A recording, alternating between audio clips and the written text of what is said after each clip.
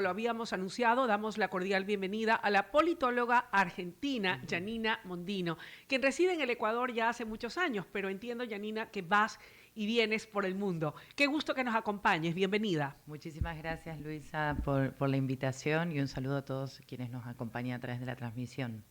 Bueno, escuchaba algunas entrevistas que te han realizado y en algunas fue justamente cuando el presidente Daniel Noboa tomó posesión de su cargo. Han transcurrido unos 18 o 19 días desde entonces y yo quisiera preguntarle a la analista política cómo ha visto el manejo de la política nacional por parte del primer mandatario, para comenzar por ahí.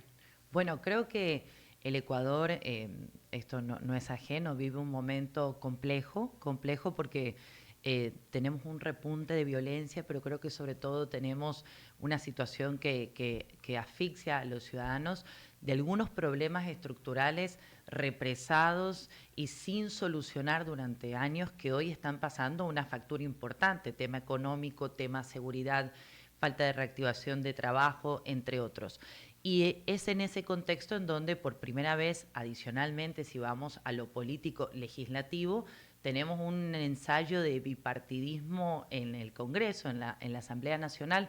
Me parece que el gobierno ha transitado estas primeras semanas tratando de consolidar esa mayoría, que yo le llamaría una mayoría por proyectos, porque realmente desde la primera ley que la aprobó con 84 votos el fin de semana a la que se aprobó el día de ayer con 77, nos muestra que es una mayoría que está en construcción y es una mayoría que también votará por proyectos específicos. Entonces creo que en ese inicial, en este manejo inicial de la política, muy enfocados en el tema legislativo, en poder consolidar ese espacio de primera mayoría, y creo que en segunda instancia tratando también de volver a retomar el control de la agenda, que es algo que el presidente Noboa hizo muy bien, supo posicionar durante su primer periodo de gobierno los temas en la agenda pública que el gobierno consideraba, algo que por ejemplo el expresidente Lasso no logró consolidar en sus 2 años de gobierno.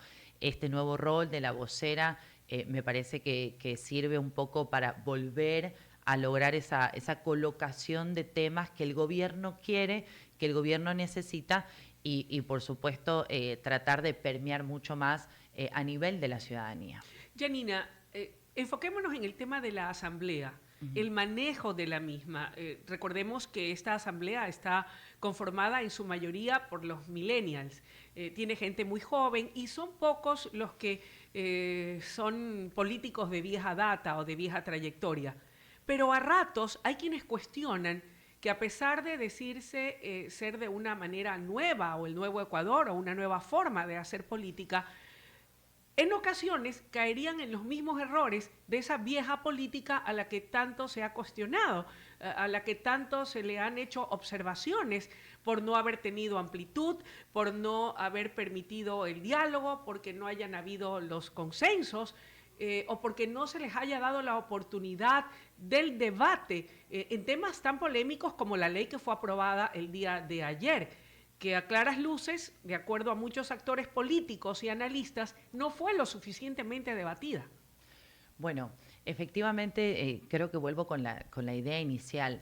Esta por primera vez es una asamblea bipartidista, prácticamente. ¿Por qué? Porque nunca antes habíamos tenido una asamblea tan polarizada entre dos grandes partidos políticos.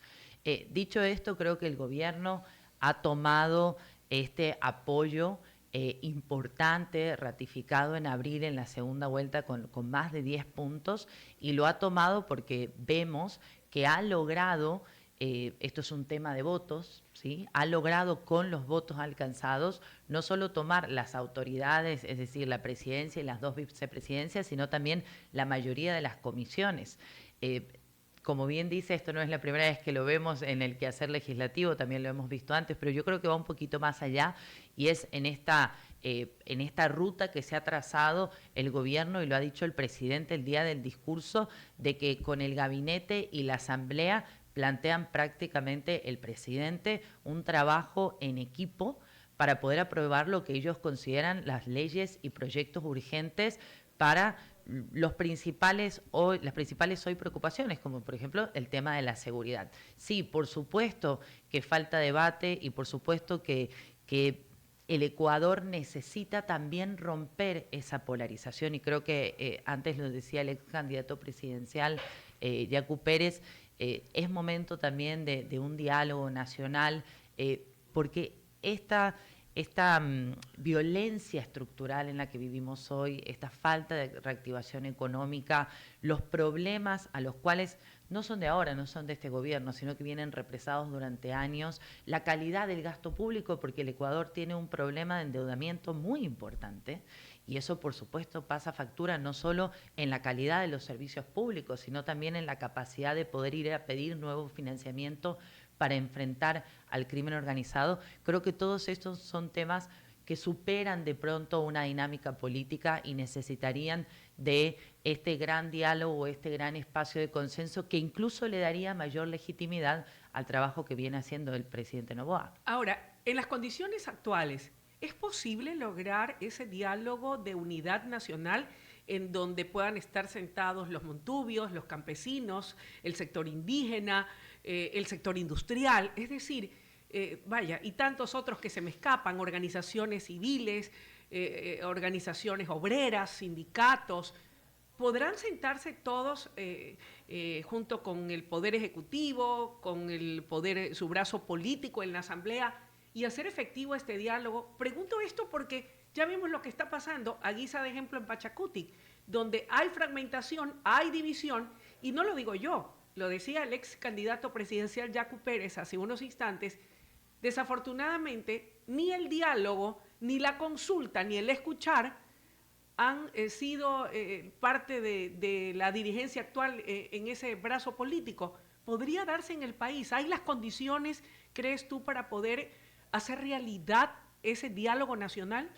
Bueno, yo creo que es necesario, pero no sé, como bien dices, Luisa, si en este momento pueda ser factible. Y lo veo por algunas razones.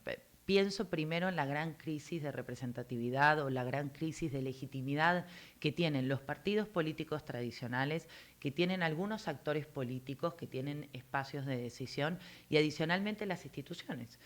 Hoy no es una novedad y lo hemos visto en las últimas elecciones cuando, por ejemplo, se mide el nivel de aprobación de ciertas instituciones. La Asamblea era una de las más cuestionadas. El Consejo de la Judicatura, el estado en el cual está la justicia, y vemos incluso un cruce o lo que yo le llamo una crisis interfunciones del Estado, es decir, ya desde hace algunos años hay funciones del Estado que están enfrentadas entre sí. Hoy vemos cómo el presidente, el gobierno, el ministro del Interior, la vocera tratan de hacer llamados sobre todo a la función relacionada a la justicia, porque hoy se necesita mayor celeridad, además de la depuración, porque finalmente si arrestar a delincuentes se transforma en una puerta giratoria, entran por un lado y salen por el otro, pues el trabajo de la policía cae en saco roto. Entonces yo creo que esta crisis entre funciones hace complejo sentarse a trabajar en esta mesa. Finalmente la factura la pagamos todos los que vivimos en el Ecuador. Los ciudadanos creo que demandan madurez, creo que demandan también un liderazgo firme y por eso creo que han confiado nuevamente en este presidente, un liderazgo firme que pueda conducir en este momento donde para todos los que vivimos, por ejemplo, en Guayaquil, prácticamente sabemos que el día de ayer, quedé muy impresionada porque hasta el mediodía creo que habían sido 10 muertes violentas. Es decir, la situación ha escalado y eso merece una urgencia en el accionar que probablemente también demore al gobierno en esta especie de diálogo nacional por otros temas, que no son menos prioritarios, pero sí probablemente menos urgentes que estos que te mencionaba. Has tocado el tema de los partidos políticos tradicionales. ¿Qué va a pasar con ellos? Hemos visto cómo en el caso de RC5, que llegó con una presencia de asambleístas importante, ha ido poco a poco desmembrándose. Cada semana aparece un nuevo expulsado o un disidente. ¿Cuál es el futuro de esta organización política RC5 en adelante?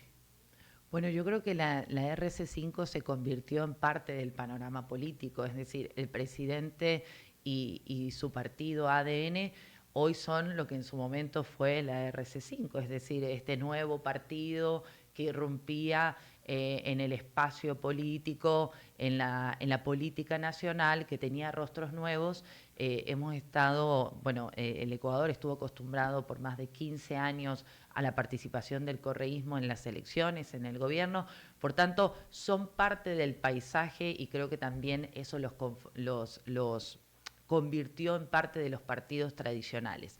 Y como todo partido tradicional, tiene algunas desventajas. La primera es que un liderazgo muy verticales, muy caudillistas, es decir, no hay un relevo generacional de quienes realmente son las principales figuras de los partidos políticos, se quedan muy atadas a esos grandes personajes y no pueden trascender de esos grandes personajes y por tanto no logran alcanzar las votaciones para poder volver a ratificar espacios de elección popular.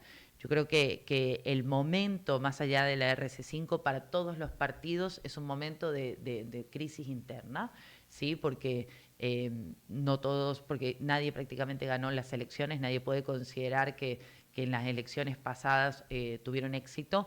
Y también creo que invita a pensar en qué está pasando, porque los partidos políticos se crean con la función de poder trasladar las peticiones ciudadanas hacia la política pública, hacia la agenda nacional, hacia el gobierno. Es decir, son un nexo y creo que lo que justamente los partidos han perdido es esa calidad de poder ser intermediarios entre los ciudadanos y el ejercicio de lo público. ¿Por qué lo pierden? ¿Porque no dieron resultados? Porque no dieron resultados o porque también creo que hay agendas de país que se transformaron en agendas propias, en agendas personales.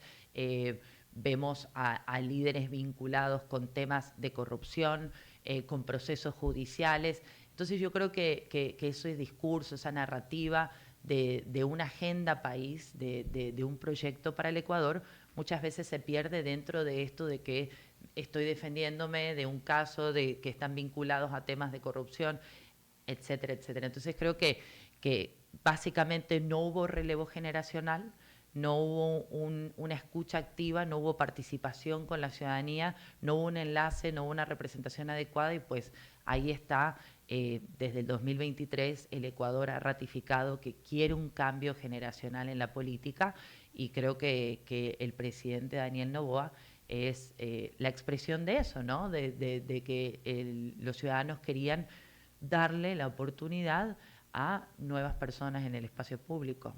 Janina, te escucho y bueno, es fácil colegir que esto es un tema cíclico también y que si no se hacen las cosas de manera correcta, más allá de las buenas intenciones, o si se empieza bien pero luego uno se desvía en el camino, va a pasar lo que está pasando en este momento a estos partidos tradicionales. Esto quiere decir también que el hecho de que hoy por hoy tengamos un presidente y un gobernante con un capital político fuerte, saludable, que le permite poder lograr impulsar desde su brazo legislativo todos los proyectos y propuestas en favor del país y de lo que él considera y cree son las tesis hacia donde debe conducir al Ecuador, que pide ese cambio. Si no toma en consideración o se mira en el espejo de lo que pasó con los otros, en el devenir del tiempo podría también suceder lo mismo. Sí, totalmente. Yo creo que es importante, y asumo que el gobierno lo sabe, que no es un cheque en blanco lo que le han entregado los ecuatorianos a este gobierno, sino más bien yo lo veo como una ratificación de confianza. Si pensamos hacia el 2027, porque estamos prácticamente, el tiempo pasa muy rápido y en política finalmente nos encontramos todo el tiempo en medio de los procesos políticos. En febrero de 2027 tendremos las elecciones seccionales, es decir, alcaldías y prefecturas. Eso nos menciona que el próximo año, prácticamente a finales de este año, ya nuevamente entraremos en una dinámica política. El gobierno ya tendrá para el 2027 4 años de gestión si contamos el periodo extraordinario del 23. Entonces, de cara al 2027, bueno, pueden suceder muchas cosas. Puede bien el gobierno volver a tener un endoso según los resultados que haya obtenido hasta ese momento, o puede recibir lo que muchos llamamos el voto castigo, es decir, este llamado de atención que quizás pasó en la primera vuelta, con mucho votante blando que decidió no apoyar al presidente y no darle la victoria en una primera vuelta, podrían bien experimentar un voto castigo y ratificación o elección de otras aristas, sobre todo porque las elecciones seccionales a nivel de municipios y de prefecturas tienen una lógica distinta. Entonces yo creo que desde esa óptica el gobierno es consciente de que no hay un cheque en blanco y de que, bueno, se necesitan resultados en estos primeros meses. No hay luna de miel, como generalmente suele haber, y pues el tiempo apremia para la gestión. Y en ese contexto, ¿qué papel o qué rol pueden jugar las minorías o los independientes?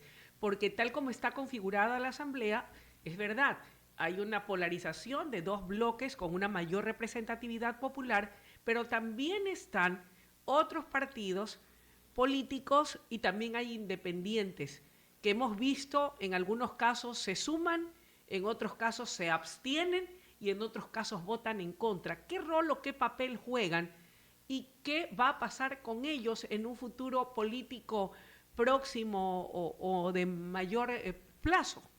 Bueno, yo creo que ellos tienen un papel fundamental porque, como lo vimos, decía la primera ley con 84, la ley de ayer con 77, es decir, con el mínimo, no sobró absolutamente ningún voto, y dentro de esos 77 tenemos uno que pertenece a la bancada de la Revolución Ciudadana. Entonces, el gobierno, de nuevo con esta idea que creo que es una mayoría en construcción por proyectos, el gobierno, más allá de que se pueda acusar de que faltan todavía debates generales. También recordemos que las leyes que se acaban de aprobar fueron enviadas como económicos urgentes, entonces tienen un plazo mucho más corto de 30 días, pero finalmente necesitará debatir con las bancadas, ¿sí?, para otro tipo de proyectos que no necesariamente sean los económicos urgentes, porque requiere de otros para poder alcanzar ese mínimo de 77.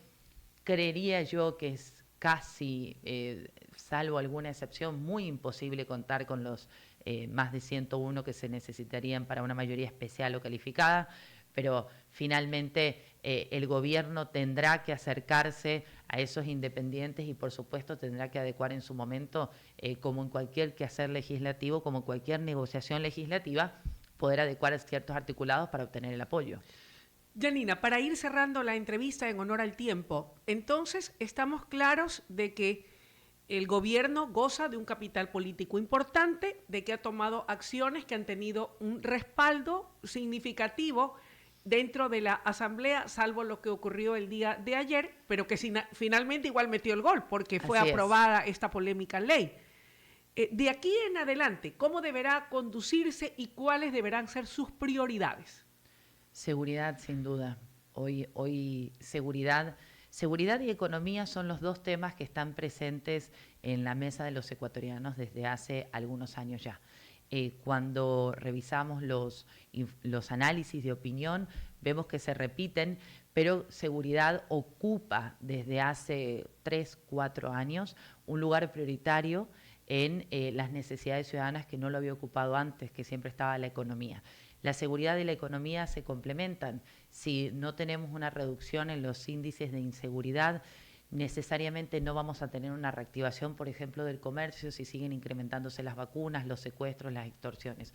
Por tanto, yo creo que a la par de mano dura y contundencia con respecto a los temas de seguridad, empezar ya a dar esa sensación de alivio económico en los próximos meses que será fundamental, sobre todo para que los ciudadanos sientan que esa ratificación del apoyo popular conduce hacia un buen camino. Entonces, creería que si tengo que resumir, seguridad y economía, y finalmente mejorar la calidad de los servicios públicos. Gracias, Janina, por tu tiempo, por tu comparecencia y por tus valiosas y orientadoras opiniones esta mañana. A usted, Luisa, un placer estar aquí. Y bien, amables oyentes, ha sido Yanina Mondino, politóloga, haciendo un análisis de la coyuntura política del momento. Vamos a ir a una breve pausa y cuando volvamos tendremos una entrevista en vivo con el expresidente de Colombia, Andrés Pastrana, a propósito de los sucesos violentos que se han registrado en este hermano país. Ya regresamos. WQ Radio.